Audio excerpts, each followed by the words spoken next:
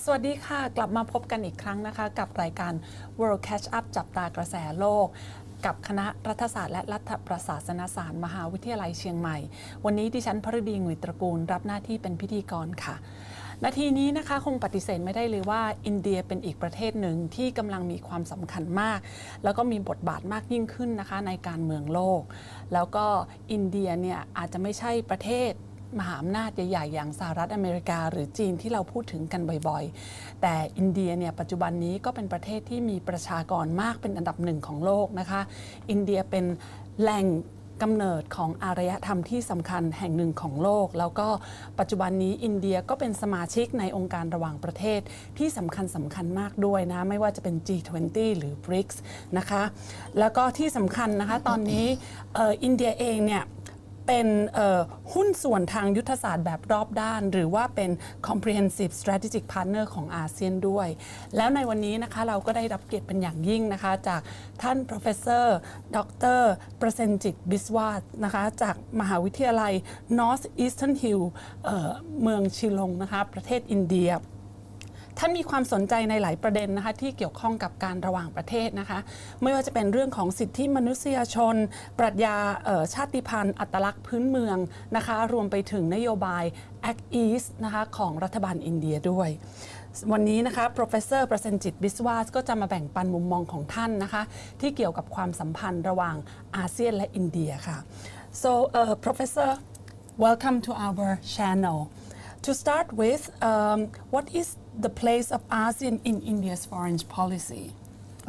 India's foreign policy is multilateral and multidirectional. Especially it has this neighborhood first policy. And neighborhood is not just South Asia, it extends beyond South Asia and it expands itself towards Southeast Asia, especially via Myanmar, Thailand, and from Thailand onward towards, you can say, Cambodia, Vietnam, and Laos. So it covers this entire Mekong region. And India particularly is interested in the Mekong region because of a deep historical cultural ties, which is now translated into bilateral and trilateral activities that are taking place across the terrains in terms of having trilateral Asian highway, in terms of having ASEAN gas pipeline, in terms of evolving a kind of free trade policies and goods and services, especially in service sectors such as IT, entertainment, tourism, and medical services, and in manufacturing sector such as steel or heavy industries, and also in the chemical, fertilizer, and pharmaceutical areas. India is closely collaborating with the entire Southeast Asia. So there is a supply chain management process that sometimes originates in one of the countries of Southeast Asia and goes towards South Asia, going down up to Bangladesh, covering Nepal and Bhutan on the other side, and then India remaining as a very strong linkage in the marketplace in terms of supply and in terms of even producing finished goods. And therefore you can see a kind of a multiplier effect that India is trying to create in entire Southeast and South Asian region in terms of select items that have high demands. And as a result, the trade volume has gone at least 3 times higher between 2014 to 2019 to 2019 to 2024. 2019 to 2024, India's external trade is 121 billion. But if we add to that the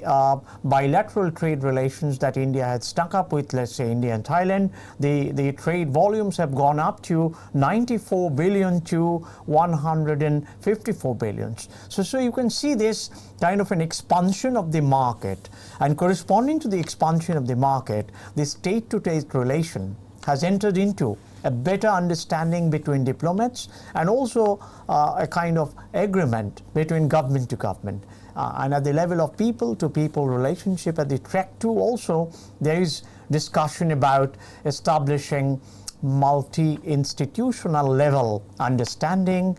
depending on which sector it is, especially in the sector of education or in the sector of manufacturing. Industries, corporate houses are closely collaborating with each other. And that's an outcome of a multilateral trade policy and an open-ended diplomatic relationship that actually makes India quite the closest partner of ASEAN, although India is not part of the ASEAN bloc as yet. Yeah. Okay, so thank you. ท่าน professor นะคะโหคำตอบยาวมากนะคะก็จะพยายามสรุปให้ฟังนะคะก็คือว่าท่านบอกว่าจริงๆแล้วเนี่ยนะคะนโยบายของอินเดียเนี่ยก็คือมีแบบหลายแง่หลายมุมมากเป็น multi dimensional นะคะแล้วก็สิ่งที่อินเดียเนี่ยพยายามจะทำนะคะก็คือการเป็นตัวเชื่อมต่อนะคะกับภูมิภาคในเอเชียกลางตัวอินเดียเนี่ยผ่านมาทางหลายๆประเทศบังกลาเทศมาพม่ามาเมืองไทยเขมรนะคะรวมไปถึงภูมิภาคประเทศอื่นๆในเอเชียตะวันออกเฉียงใต้ด้วยนะคะ แล้วก็ให้ความสำคัญนะคะกับในหลายๆภาคธุรกิจทางด้านการผลิตนะคะไม่ว่าจะเป็นเรื่องของยานะคะเคมีภัณฑ์นะคะการสร้างเส้นทางเชื่อมโยงนะคะทางด้านรถเช่น3ประเทศนะคะระหว่างอินเดียพม่านะคะแล้วก็ไทยนะผ่านทางบังกลาเทศนะคะพวกนี้เป็นเรื่องของที่จะเข้าเกี่ยวกับเรื่องของ ASEAN Connectivity ได้ด้วยนะคะอันนี้อินเดียก็พยายามที่จะอย่างที่กล่าวไปแล้วนะคะเป็นตัวเชื่อมในด้านของการผลิตนะคะแล้วก็ทำให้การค้าเนี่ยมันขยายตัวสูงขึ้นนะคะมากขึ้นตั้งแต่ปี 2014 เป็นต้นมานะคะนอกจากนั้นเนี่ยก็ยังมีเรื่องของพอกระยาตลาดขยายตัวมากขึ้นเนี่ยนะคะเรื่องของความสัมพันธ์นะคะระหว่างรัฐ state to state เนี่ยก็ตามมาด้วยนะคะแล้วก็นอกจากนั้นก็มีเรื่องของ people to people นะความสัมพันธ์ระหว่างประชาชนด้วยกันเองนะคะแล้วก็มีภาคที่เข้ามาหลายๆภาคที่ท่านได้กล่าวพูดไปนะคะก็เช่นเรื่องของการศึกษานะคะการทูตแบบเปิดค่ะโอเคคำถามต่อไปนะคะ What is your view on the current relation between ASEAN and India at the moment ตอนนี้นะคะว่าความสัมพันธ์นะคะในความเห็นของท่านเนี่ยความสัมพันธ์ระหว่างอินเดียกับอาเซียนตอนนี้เป็นยังไงบ้าง Actually the relationship is thriving and flourishing. If you look at the recent summit in November 2024, which is 6th ASEAN-India Trade in Goods Agreement Summit that happened in New Delhi, you can see a lot of subcommittees have been constituted, and these subcommittees are related to market access, rules of origin, SPS measures, which is very important for real-time data gathering, standards and technical regulations, customs procedures, economic and technical cooperation, trade remedies, and legal and institutional provisos. These subcommittees, all of them have met and they have arrived at certain resolutions. One of the important resolutions is to move towards a kind of a free trade agreement. Now, when FTA will materialize between India and ASEAN, we should look at it at a futuristic point of view. Futuristically speaking, it will be possible to transport goods and services much faster on surface itself. Now that it depends on the sea routes and takes a circuitous longer route, expanding or increasing the opportunity cost, the opportunity cost will be substantially brought down, let's say for exporting timber from Myanmar or Thailand to India and onward to Bangladesh, or for exporting, let's say, limestone from India to Bangladesh or to Thailand in order to have cement manufacturing, or to export certain important kind of chemicals that are necessary for drug and pharmaceuticals can be imported and exported without much tariff barrier. I won't say the entire tariff barrier will come to an end, because tariff barrier is created to create actually balance of trade. So the smaller countries, those whose markets are smaller, whose share is little smaller, can gain a little more through the tariff regulations. So therefore, a kind of a multilateral tariff regulation is going to be arrived at So free trade agreement in a totally new vein is going to be worked out between India and ASEAN. So that's something very significant that has arisen from the 6th ASEAN AITIGA summit that had happened in November 2024. Apart from that, one important contentious issue is that of maritime trade. How maritime trade will happen between ASEAN countries and India. And how certain regions of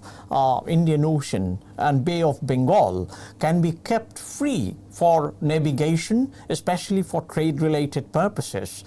is something that is repeatedly facing certain hitches and obstacles, mainly because of certain external presences. Now, how entire ASEAN and India bloc negotiates with the bigger forces such as China or the US becomes very, very important. So US and Japan negotiation at the level of trade after Trump came to power is assuming a great importance for the ASEAN countries to watch over and accordingly position themselves and moderate or perhaps enhance more aggressively their presence in the sea route. So how can they make their presence more aggressive? If oil and pharmaceuticals are carried, and if chemicals and other kinds of goods and services that are sort of protected internationally on the international waterways are carried by the ASEAN countries, it will speed up the process of export, and it will also raise their trade volume, resulting into some kind of a trade surplus. So maritime trade can be reworked for trade surplus purposes. The third most important and yet unexplored frontier is collaboration at the level of space technology. Now space technology is rapidly changing. The countries are moving away from GPS to something like a more sixth generation hypersonic or quantum computer based and also space station based communication that doesn't entirely depend on satellite communication. That depends on more intricate physical processes and establishing a kind of a quantum linkage between the communication points in space, which will cover the countries as such physically in various stations. Now this kind of a real-time, faster modes of communication using space technology is something that India emphasizes on the ASEAN countries to develop, and the discussion is at a very initial stage, and I'm sure this discussion is going to reach at its ultimate summum bonum in next 6 to 8 months' time, and we're going to have probably a joint declaration about use of space and not just the maritime and the land surfaces. So you can see there is a multiple ways of enhancing India-Asia relationship in practical, material, technological terms. It's not just expanding the public digital infrastructure in terms of which ASEAN countries and India are always very tightly connected at this point of time, but also expanding the public digital infrastructure, going beyond financial and trade transactions into real-time technology transfer in terms of AI and robotics, making use of AGI, artificial general intelligence, to connect the farms, the corporate houses, and the forex markets on a real-time basis, so that there is a kind of a sharing of the benefits in a much smoother and a faster way between ASEAN and the Indian countries. So therefore, there is this initiative that is in the process, in the pipeline, which is going to yield solid results in coming few months. I'm expecting that. Okay, thank you.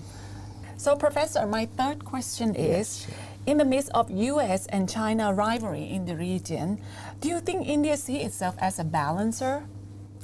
I mean, India had been seeing itself both as a mediator and also as a player.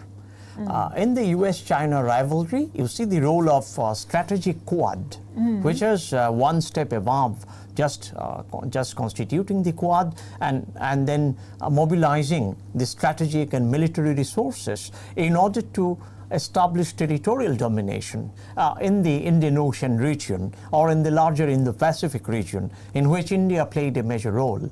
India is transporting its own army and personnel through various means. Just yesterday, it had transported its commandos to Somalia on ship. So it's necessary to protect the shipments and the trading ships, and also the weather condition, the climatic changes needs to be addressed. The coral reef in this entire Pacific and Indian Ocean region needs to be protected, and it's a kind of a climate challenge. So India has undertaken these tasks on itself, even in this condition of rivalry between US and China. Now with the Trump coming in power, the rivalry has gone to a very different level. As you know, Trump has threatened 25% tariff increase on the entire ASEAN, China, India, and on the entire third world bloc. So the trade relations with US is going to be very difficult and problematic, and also US not accepting easily the goods and services that are produced in the ASEAN countries unless a high tariff is paid by those countries in the US market. In return, US wants cheap access to the raw materials, to the supply line that is already in existence in China, in Taiwan, in South Korea, or in Thailand for that matter. So US wants to treat the entire ASEAN region as its backyard. Now this backyardization and a push toward an increased stiffened tariff barrier is a very tough call for any country to negotiate. India itself finds itself on a very difficult mat at this point, and India is trying its very hard to find an elbow room in the situation in which Trump is trying to deny H-1B visa to a large number of qualified workers who would have otherwise been part of the US market, and also creating this enhanced tariff structure in which China and India will have a bitter rivalry in certain areas or in certain products. In such situation, India cannot see itself anymore as a mediator, as it was seeing itself during Biden's time, using the strategic quad that has been formed, in which India was a part. Now India has to renegotiate its friendship and cooperation with ASEAN, so that India can find ASEAN by its sides, if not at a multilateral level, but at least at a bilateral, trilateral, sometimes at the level of informal discussions by which a lot of issues can be sorted out, and also at the level of track to diplomacy. So the diplomatic network needs to be extended for India. So India is currently working on strategically positioning its diplomats across ASEAN, across US, and also improving its ties with China. In last 4 or 5 days, India has prepared final drafts of 6 new agreements with China, which is soon going to be signed. One of the major things is free access of Indian media to China and Chinese media to India, and also China-India direct flight for passenger as well as for freight is going to be reopened as part of this new agreement. Now, given that, the tangle will now shift US on one side and rest on the other side. Now, when I say rest on the other side is not a homogeneous side, as you know. India and ASEAN has one kind of horizontal relationship, but China and India are still having a vertical distance in spite of all proximities and promise about coming together to sort of create a more congenial environment on a mutually cooperative basis in trade and economic relations. But how ASEAN can be involved in that process of India, China, and ASEAN together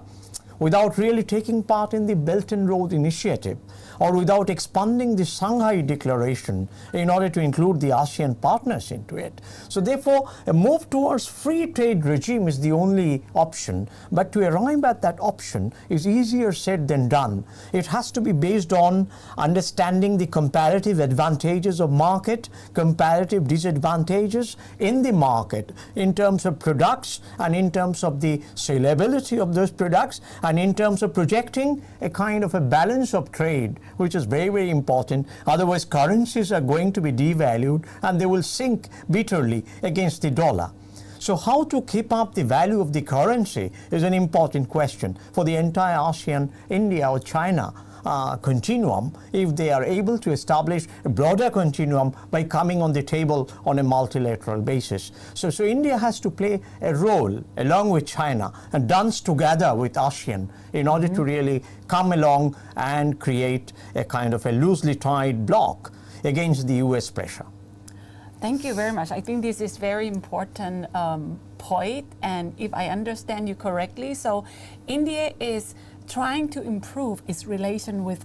China, right? So what is this implication on Quad? The implication is that in the Quad partnership, China cannot be considered anymore as a rival. And it's very important that US is trying to take unilateral stance. Wherever US army presence is there, US is trying to charge that country for its presence. Even in Guam Island, when US has its own base and US considers Guam to be part of US sovereignty, yet it is trying to extract resources from China, from Japan, to run its Guam Island and Guam Island nuclear base and all this. So you can see infrastructurally, US depends on Japan, US also partly depends on China. Although from Guam Island, US is keeping a very strong watch on what is happening in Taiwan Strait. And then the recent conflagrations that have happened just before Trump had taken over between US, China and Taiwan. Now, whether Trump's coming will reignite that kind of conflagration, that kind of a possibility of a Cold War and continuous pressure on each other using the presence of nuclear submarines and also the kind of nuclear-powered other weaponry that US has stationed in Taiwan on the one side, and on the other side in Guam Island, on the other side in various other military bases in Japan, and China responding to this by using its artificial islands filled with the nuclear-powered intercontinental ballistic missiles. So you can see an atmosphere of a cloud of arms race is building up in last 10 days in the entire South China Sea, centering the Guam base. Now, Guam base is going to be strengthened by the US Army, and that's the decision that US has arrived at in last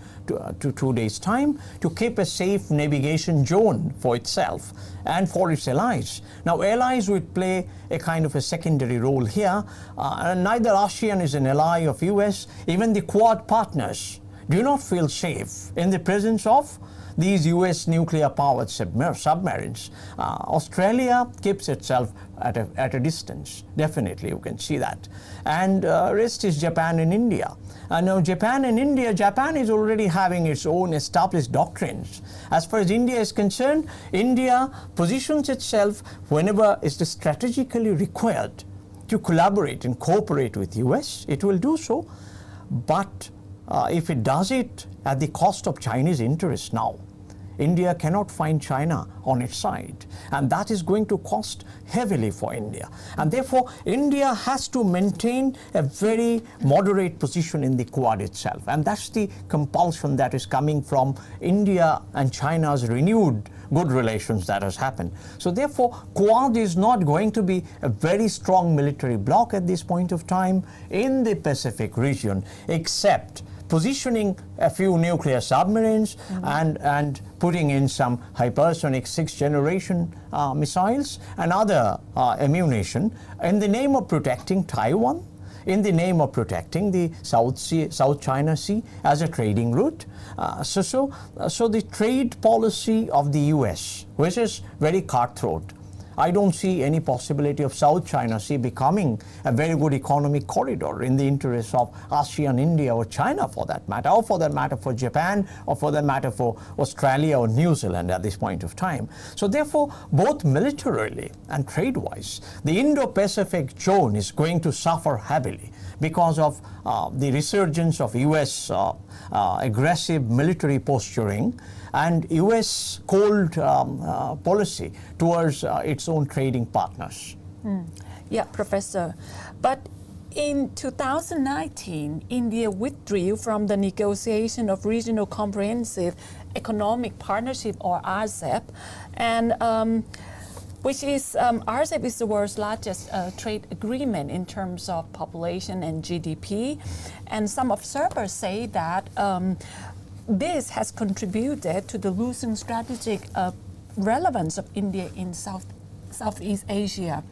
And recently, there is a report that the Indian government is giving RCEP a second look. So what is your take on this? What is your assessment on the possibility of India joining RCEP? That is not going to go a very long way, except that India will be again present, in this regional cooperation of economic zones. But India doesn't have good enough economic zones itself to produce those goods and services with which it will have to establish trading relation with ASEAN partners. Because look at the backyard, the Bangladesh situation, the Sri Lankan situation, the situation with Nepal. And in terms of economy and military relations, India is not in a very convenient and comfortable situation in its own neighborhood. And given that, can it shift its focus, let's say, to ASEAN, coming to Indonesia, Malaysia, or to Thailand, or to Singapore? I think that will be a distant call for India. So India has to closely rework on its neighborhood first policy again. If it can really establish that pipeline that will connect Sri Lanka and India with the support from Saudi Arabia and make Hambantota port reoperate, or for that matter, Chabahar port carry oil through Persian Gulf to India without US obstacles in that, which is easier said than done. So in terms of major exportable commodities, India is in a tight condition. And given that, if negotiations at the level of expanding at the level of consumer goods, at the level of cosmetic, pharmaceutical, and other such essential items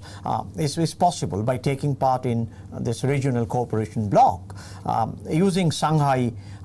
declaration that India has with China. It will also mean that somewhere BRICS have to come into picture. But will BRICS also come into picture in this regional cooperation? I don't think BRICS will come. Whether China also will come into the picture, I don't think China also will come. Therefore, India's position will remain slightly isolatable, though India is expanding its hands of friendship and goodwill towards this economic cooperation, from which it withdrew in 2019, primarily because it was looked upon as an extension of the Belt and Road Initiative of the Chinese government. And Belt and Road Initiative and this regional cooperation bloc were collaborating and cooperating with each other. Now that India's problem with China is a little bit diluted, so India is also finding an elbow room in taking part in this declaration, in this discussion about or reworking on this regional cooperation. So therefore, I think there will be some gesture of goodwill, but it will take time to fructify into a proper trade-related procedure and agreement. Okay. So what are the three top areas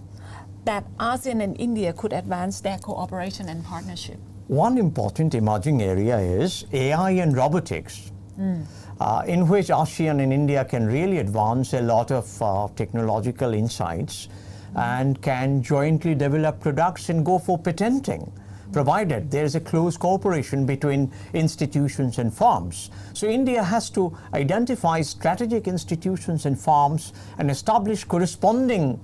institutions and firms with which these ASEAN level firms can work. And both can create a niche and a cushion together and see the possibility of their market success as well in certain kinds of products. Of course, there are,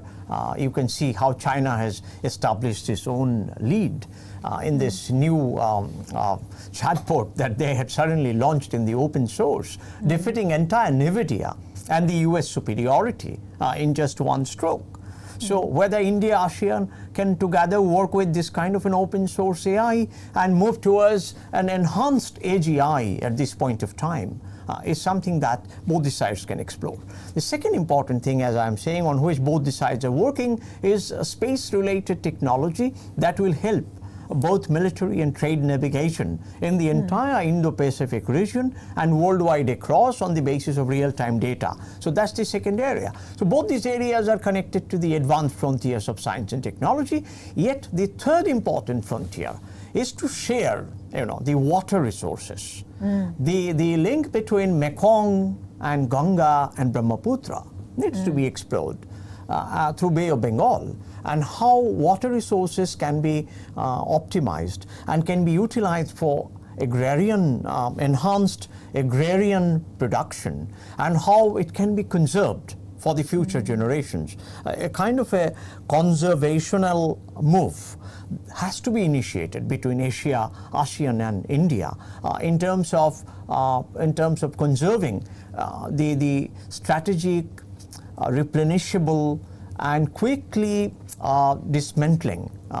level of natural resources, especially at the level of groundwater, at the level of mines, and some of the strategic mines are located in various places from where there should be a supply line bringing it to the market. So from mining to the supply line, it should be part of a conservational agenda that ASEAN and India needs to work on. So these are the three most important areas which will sustain a stronger relationship between ASEAN and India. So, thank you. My last question Sure, for today. sure. What are the key challenges that hinder the deepening of ASEAN-India relations recently? The recent challenges are actually how they connect themselves to China. Starting from 2020 onwards, the role of China in ASEAN region. Especially you can see the relationship, how it has deteriorated between, let's say, Vietnam and Thailand at this point of time. And how Cambodia-Vietnam relationship has not at all softened up. So Vietnam, Cambodia, Laos are acting as a conflict zone together, in which there are bilaterals, there are no trilaterals. Vietnam and Laos has one kind of relationship, which is open border and a very nice, comfortable relationship. But Laos and Cambodia relationship is not that comfortable at this point of time. And Cambodia-Vietnam relationship, which is becoming a kind of an eye of the storm, because of Chinese presence somewhere. And also then you can look at the Indo-Pacific region. The relationship between Vietnam and Japan also has not really taken off. So ASEAN has to work internally in improving this interrelationship between the upper Mekong region, Vietnam, Cambodia and Laos, and the lower Mekong region. Singapore and Brunei cannot really sit tight and cannot really just watch over other countries fighting. So the internal house of ASEAN needs to be put back into order, and that requires a cross-the-table discussion.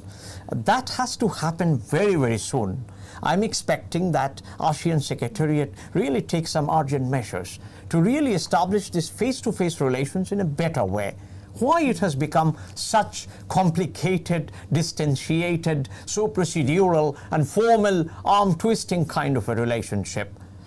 This has not been the culture of ASEAN, and it's regrettable to see ASEAN at this stage, especially when US is continually threatening and blocking everything that ASEAN wants to develop and try to expand its trade, its economy, and sustain its future. In such a situation, ASEAN should really work towards establishing maybe a common currency. If not a common currency, at least the market should be so smooth that across ASEAN, things, services, materials can move without any obstacle. And India can be a major collaborating hand in that. I suppose India is looking up to ASEAN Secretariat, that ASEAN does this work, and then India can also join in along with other South Asian partners. In fact, Southeast Asia and South Asia truly must emerge into common friends and not just dialogue partners. That's the task at hand at this point of time. Thank you very much, Professor Biswas, for being us with here today. ท่านใดนะคะที่มีความสนใจอยากจะให้เรานำเสนอประเด็นไหนเพิ่มมากขึ้นนะคะสามารถติดต่อเราได้ที่ Facebook Page School of International Affairs สำหรับวันนี้สวัสดีค่ะ